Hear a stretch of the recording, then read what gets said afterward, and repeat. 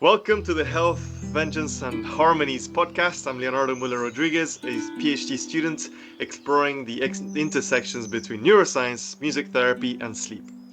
I'm here honored to be joined by my guest, Giampaolo. But before I introduce my guest, I'll do a small introduction behind the podcast inspiration, which is based off René Girard's concept of mimetic desire, which is a suggested force underlying all social emotions and social interactions, which is that human desire is shaped by imitation. On the positive side of this, there is compassionate and empathetic behaviors of healing, and on the negative side, there's rivalry, scapegoating, and disconnection.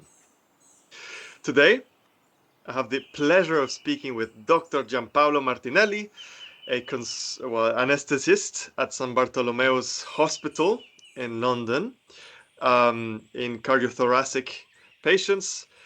But he's also very interested in how art, music, and participate in medicine, how art and music can be used in medicine, in hospital environments, but also for doctor settings, doctor communication, doctor to doctor, patient and to doctor communication. Giampaolo, how else would you describe yourself? Um, I describe I'm a doctor. I'm a consultant anesthetist, as you said.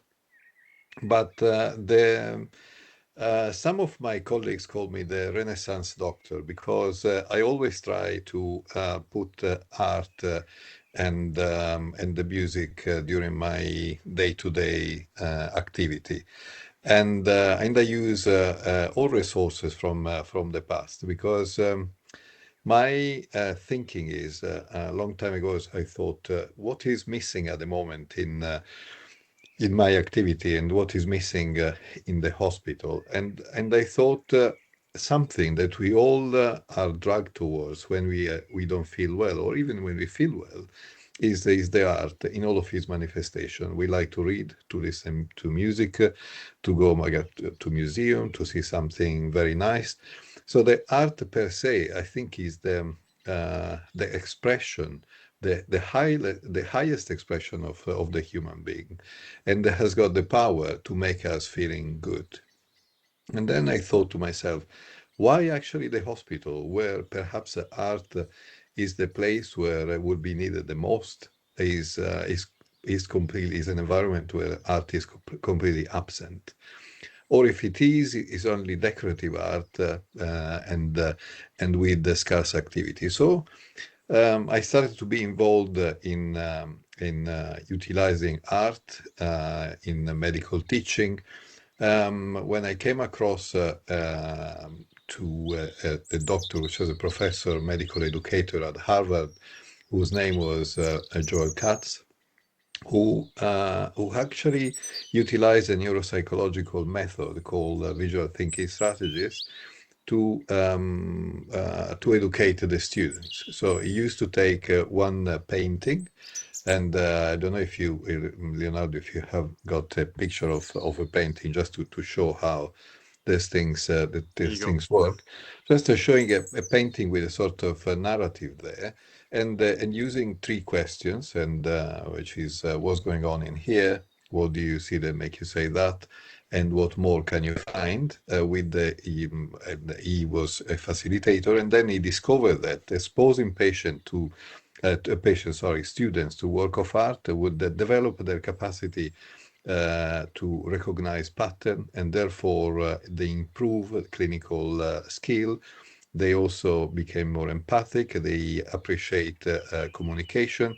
So all these things that would be very useful in the medical education. And so America has got a huge amount of this kind of visual thinking technique just for education with the doctors.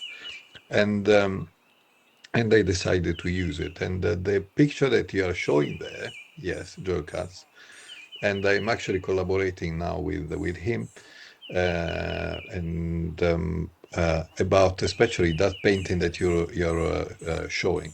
So that painting is made by Hogarth, which is who is a painter, an important English painter of the 18th century.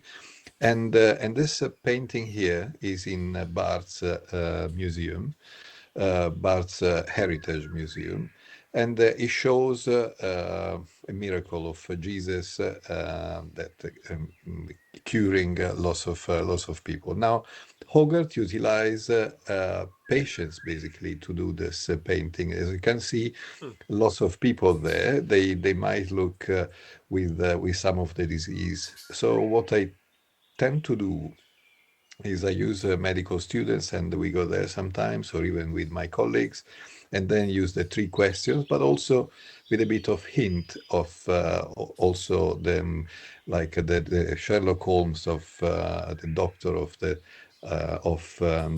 21st century that goes back and using the past as a different country and try to interpret the sign of disease that we could see in the past. And I could tell that there is a huge release of dopamine, I think, because people want something different. They want to reconnect with the humanity. So it's a simple strategy, although it's a very codified technique. But I found it extremely rewarding for myself and for the students I use this technique with. So that is basically using art in medical education, and that is one of the aspects that you were discussing. Fantastic. Well, you've touched upon the reasons why you want to change that the hospitals are Mm. kind of deprived of art, where maybe it's the place that is most needed. But you work at a hospital that is very forward thinking in terms of this, because you mentioned it has a museum inside of the hospital, which you can go and train your students to go and do the visual thinking with this. And yeah, so that's in the middle of London. Um, and you use this you use this visual thinking methods with most of your medical students, all of them, or yeah. So sometimes I actually use this technique as a framework in my day-to-day activity, and Mm. using the patient as an art installation, if you want. And then when I go to do the ward round, for example, in intensive care, if there are junior doctors or nurses with me, just I say, what's going on in here? And instead then wanted them to look at the notes and everything, I just want them to look at the patient. And Ah. then spend a bit of time, because also time is something that we don't use very often to watch the patients, but we are always focused on data, rather than try to stop and think. Okay, so having more like an inductive process. And therefore, Mhm. I use a patient as an installation. And as I say, what's going on in here? What do you see that make you say that? So prove the evidence. And then what more can I find? So often when we do a diagnosis, we have got several diagnoses in our head, and Mm. then we have to go to what is the most probable. But sometimes, if you fail the algorithm in a certain way, because we are all human beings, so we just have got a clue.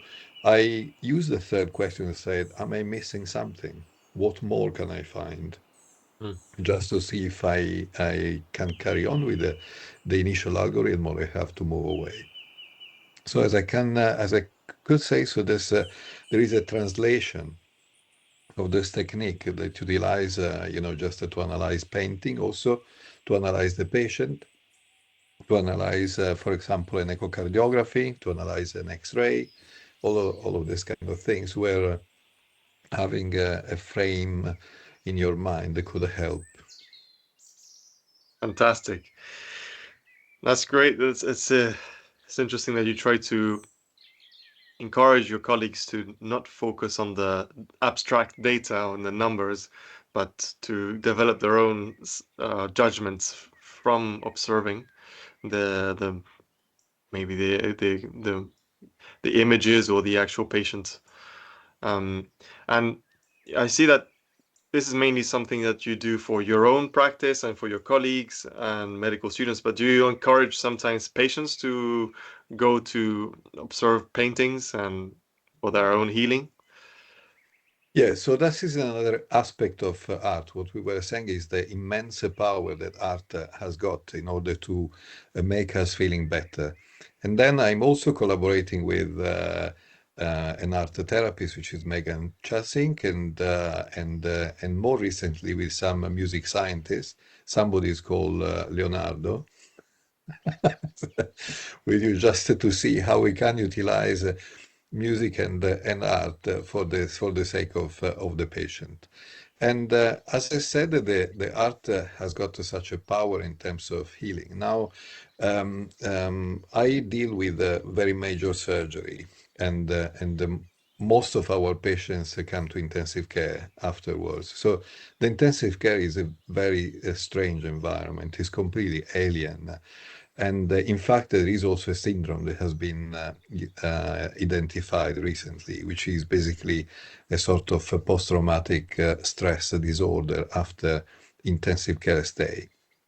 And the patients don't want even to recognize that. They don't want to don't not recognize. They don't want to recollect the memory. And in fact, when you ask with a survey, how was your stay, they prefer to forget. Okay, and that tells you is a proper post-traumatic disorder because they are surrounded by alarm, their pain.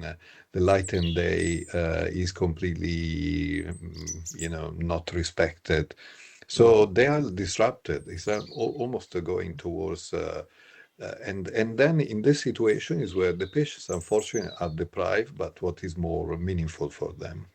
And Mhm. this is why I was trying to see how can I humanize the place where the patients their journey. And so we identify two or three area of intervention. Right. One is what with the music, because the music I like to play music to the patients when they are in theater, and even before going to theater. I ask them, what music would you like to listen to before going to sleep? And most of they all of them react with a surprise, and they say, oh, nobody ever asked me that question. This is something new. Or and then they say, "Oh, if you told me before, I might have had a bit of more thought about it." Mhm. And then they come up most of the time with something. Generally, they prefer soothing or relaxing, but sometimes they have got their own very specific music that they want to play Mhm. that is very meaningful for them. And I had, whenever they ask the kind of music, I also generated a playlist of of patients, and probably you've got that one, Leonard. Yes. Don't know Yes. if you want to talk about it, what the patients Sure. have decided, yeah, to have. Yeah. Well, I mean, the very fascinating thing is here is that Giampaolo has put together his Spotify playlist of the music he's been playing to his patients before and during surgery. And as you just mentioned, he would ask before, and then we looked at the Spotify features of the playlist, um, and well, there are here different metrics. We can see there's no specifically identified, strong feature. Maybe that Factor. there isn't speechiness. There's no speaking um, involved in the music. But in terms of relaxing music, here's the most relaxing songs that are organized, and you have Chopin, you have Nocturne, you have a few classical music that is among the most relaxing pieces that patients asked for during the surgery. And and then there were also some meaningful songs, such as here you had a patient who had tattooed the lyrics of the Nature Boy. Is that correct? Yeah, Yeah, that's yeah, yeah, yeah. yeah. It was, yeah, And so that's that one song specifically. It had a lot of meaning for that patient. Here, it was the daughter of a patient was in a band, I believe, so that song made it meaningful. yeah, And yeah, then I guess this was a Tottenham fan of Tottenham Yes, Football Club that fan. was one of the most funny one. Yeah. How was that one? How... He said, what music would you like to listen to? And he said, can I hear the Tottenham, whatever glory was. Anthem. And Yeah. he said, perhaps it's not so relaxing. I said, whatever makes you happy. I mean, I Yeah. don't mind. So we were all listening to that before going to sleep, and they were all laughing. And then there is this creation of a positive mood before going to a major operation, which I think has got is meaningful, because when the patients wakes up, is the same kind of mood he went to sleep with. That is something that sticks with him. Mm, And the interesting. reason why I ask them to what music would you like to listen to is because this is the only control to a certain extent that they have got at the end. And and then is a way how they can reconnect with their inner self, something which is meaningful for them. And in fact, some become even emotional when I ask them, because this is just to show how the music is so ingrained in our hypothalamus, in our memory, and music is as strong as a smell, perhaps a bit less than a smell, but Mm, the music and the emotion that they have been created by the music immediately connect you to your inner being with something that experience that you wanted to have, or you had, positive or sometimes even negative or sad. But so there is a small cost for me, which is basically nothing. You just try to select something that they like, but the impact that they have on them, it is very good. mm, And in fact, interesting. talking about that, we were thinking to utilize music also in the post-operative care when the patient goes to intensive care, but also in other area, because it has shown that the music reduces the anxiety and reduces the pain, is now proven, and then also reduces the perhaps a delirium, and there is a loss of signal that music is reduces the delirium. So there is and probably because, and this probably you will might explain better than I do, there are certain kind of activity in the brain that they are stimulated, and therefore is beneficial as a therapeutical measure, not only as recreational.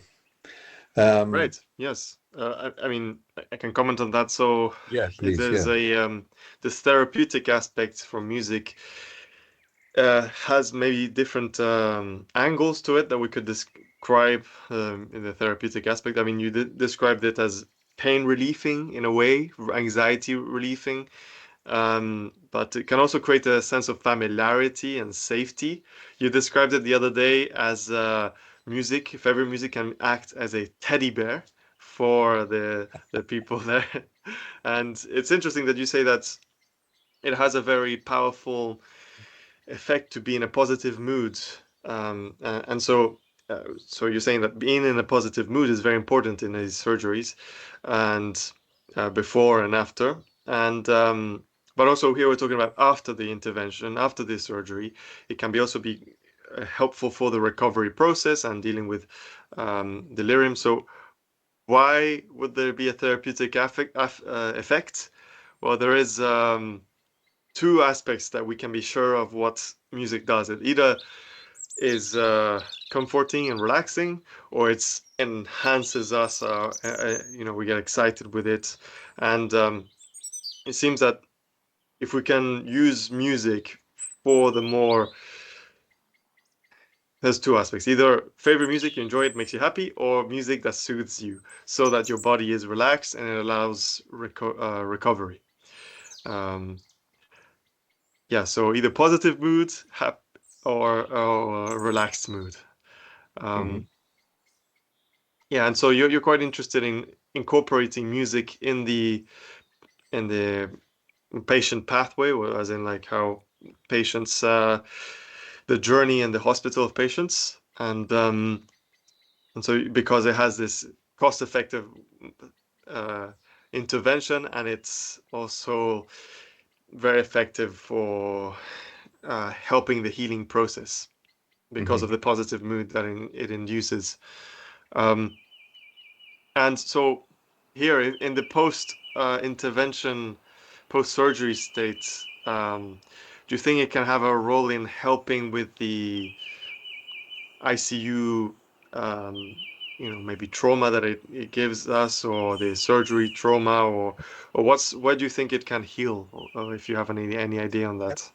I think is what we were saying is the patient goes towards a delicate moment in their life, and then they go towards a sort of regression where they have to trust the people looking after them. So in a certain way, they abandon themselves to the doctors and to the nurses, and this is why they have got a little control, and they are waiting for somebody to talk to them or to engage with them. And I had a patient who actually had delirium, and he said, I wish somebody has just spoken with me, not only about how are you, what do you want to eat, or something, but today is the such and such a day, it's a very beautiful day. What are you doing Hmm. in life?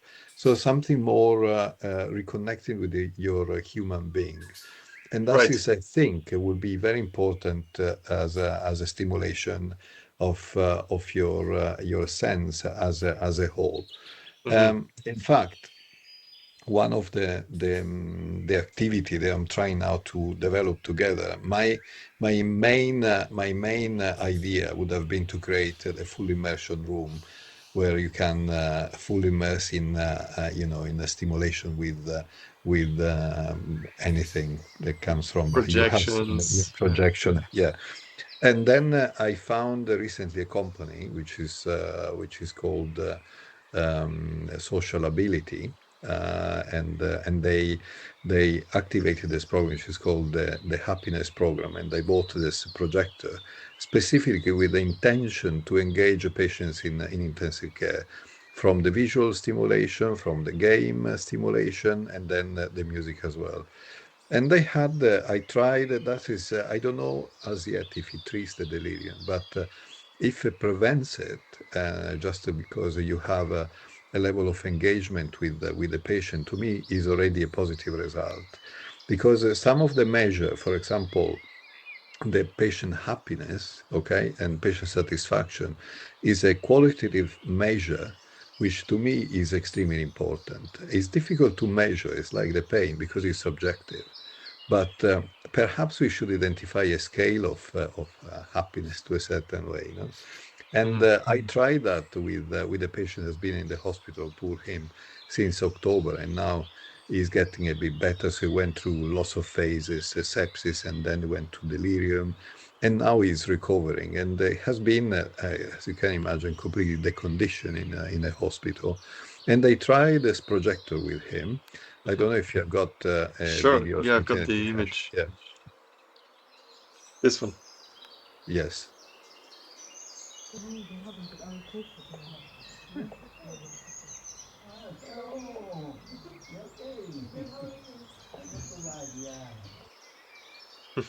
So he's playing with the images.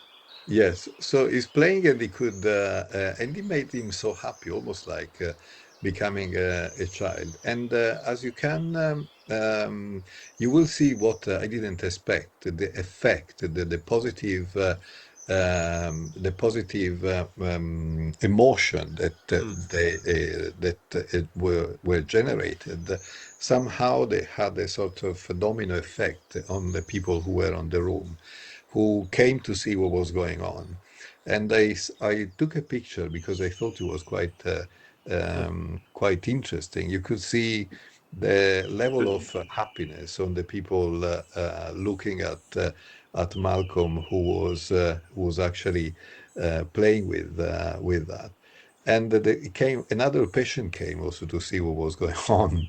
So there is a sort of the art creates a sort of favorable social environment where Hmm. everybody is engaged in an activity, and that's what I didn't expect. So I thought that was only beneficial for the patient. Actually, I realized it was beneficial for the staff as well, who were, there was the element of surprise, but was also the element of being happy to see how the patient was happy. That's Yeah. very interesting. It's fascinating that you get to observe this, and you know, the one of the ways of describing this is that when you are focusing, for instance, on music, music entrains your brain, so you are connecting to the rhythms and the harmonies and all that. Your brain synchronizes to the music. But if there's many people, actually, it facilitates everyone's synchronization to the music and therefore between each other. And that's the theory. But now you're observing this. You know, that's very important to report this, I think. So Yeah, it's a synchronization not only of the music, but of an activity, which is quite exactly. Yeah. fascinating. Yes. Yeah. Yeah. Right. The art is showing this, so that's fantastic. That's that's so there's the potential of do you know this the word pimping? I'm not sure if this is only when I was a teenager. It meant like to make your thing look really cool and all that. Although it has other connotations, obviously, but What is it called? Pimping. pimping, yeah, making decorating your things. But it's just like your slang way of saying decorating the environment. Okay.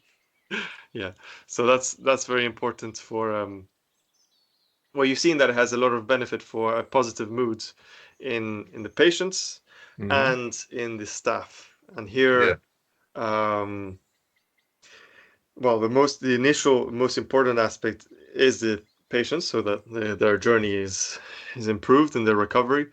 But yeah, it's interesting that positive mood has well, there's indications that positive mood is better for recovery. So that's I don't know if you looked into that or Yeah, it is true that the patient is definitely the focus of our attention, but obviously, because of the nature of the rapport with the patient, we in our work we have got human being, and we are human being interacting.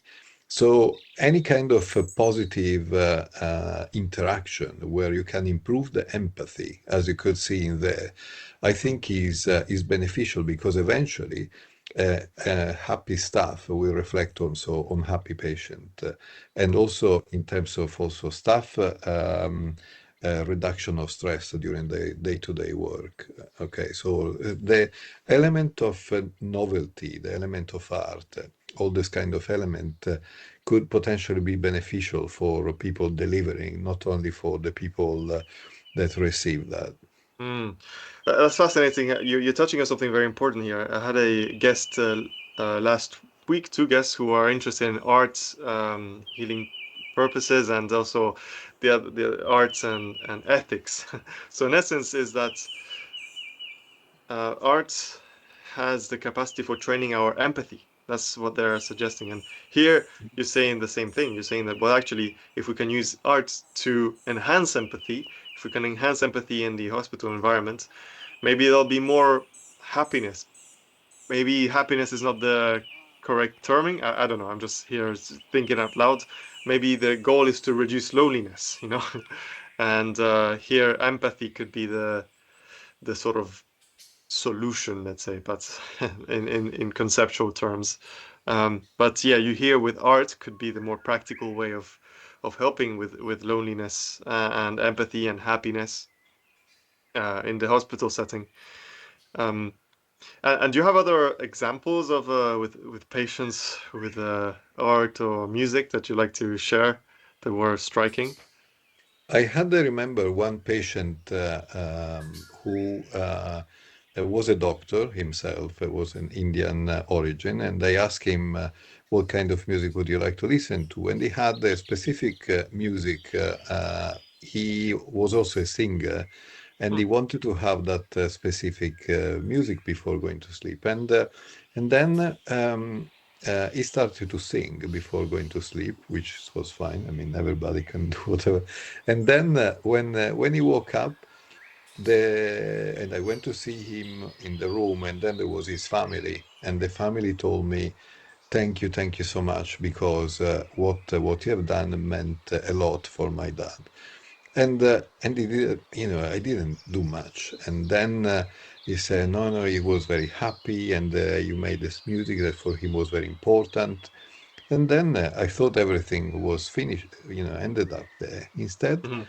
he sent me a postcard a few months later, the patient, still thanking me about that, and with a bottle of champagne. So, Fantastic. and you know what is the important thing about that? Because Mhm. the memory of instead of having a bad journey, a bad experience, one positive things that they perceive is what they will remember. Mm. So, and the fact that after a few months, instead and say, "Oh my God, I had pain, I had this, and I had that," what they remember was what he remembered was that the positive experience. I think is very powerful because also I had another patient who wrote me an email say, by the way, my favorite jazz piece is this one here. and, and he took time to do that. And they say, how funny. In the whole scenario, he decided to write to me about that. Or another patient that when he was listening to jazz before going to sleep, then he went to recovery room and he said, "Where is my jazz? Where is my jazz?" And the recovery nurses didn't understand what it was all about, and they called me and they said, "Doctor, the patient is delirious." And I said, "No, it's not. It's not delirious because we were listening to jazz, and then obviously he's waking up." And he wants to hear it again. He wants to listen it again. So because it's quite disruptive what we do because people in the hospital are not used to that, and this is why my next level I want us to do the study to just to expose all of the patients to music and make sure that they people realize how important is that. Sometimes I had then another funny episode was a Mm. patient who was delirious and then I think he like Elvis Presley music or something like that. And then when I played that, he started to sing, but then the music became slightly more active, and then he wanted to dance. And when the situation became slightly more difficult because he wanted to jump from the bed and start to dance, and that would be definitely more difficult to. Was he wired up and all? Yes, exactly. Yeah. So But that makes it.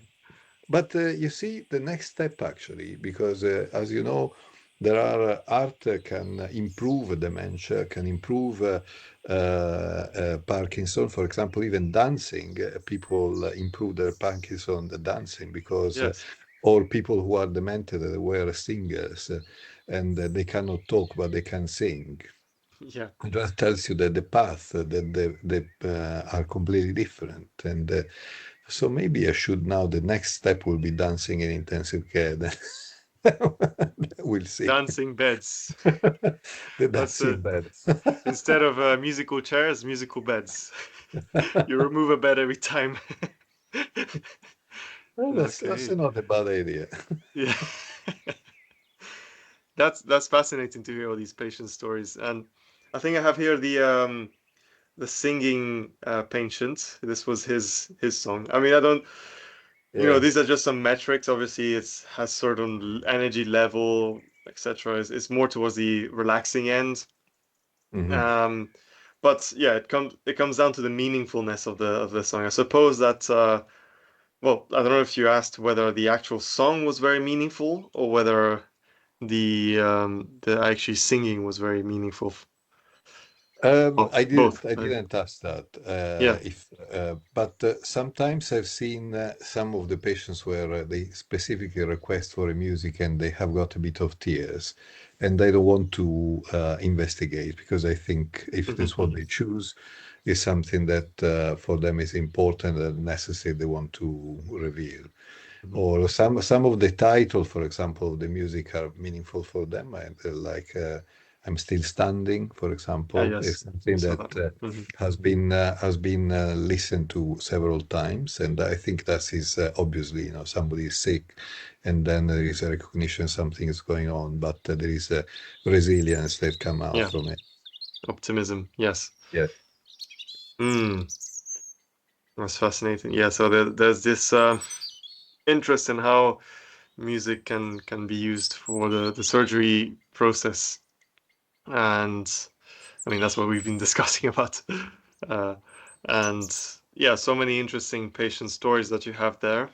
Um, yeah, there's many aspects to go into. Either one aspect is you want to systematize the music in the surgery setting and the hospital setting, among other artistic aspects, and to make sure that you get to choose music maybe easily for the patients, and that it's the correct, most effective music for them.